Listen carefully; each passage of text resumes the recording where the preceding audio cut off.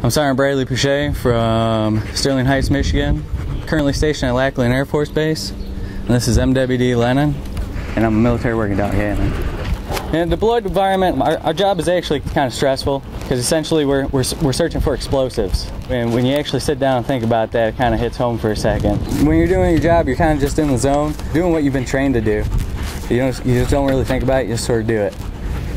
I would say there's two parts to what we do on a day-to-day basis. The main part, providing enhanced explosives detection capability. The second part, what the public doesn't see, is the training that we do.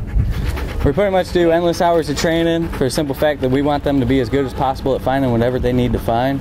So we have to keep that training up, make sure he's proficient on it, make sure he meets the standards, and I push him beyond those standards. And I train him to be better every day. And he trains me to be better as well, because he's always got something new for me.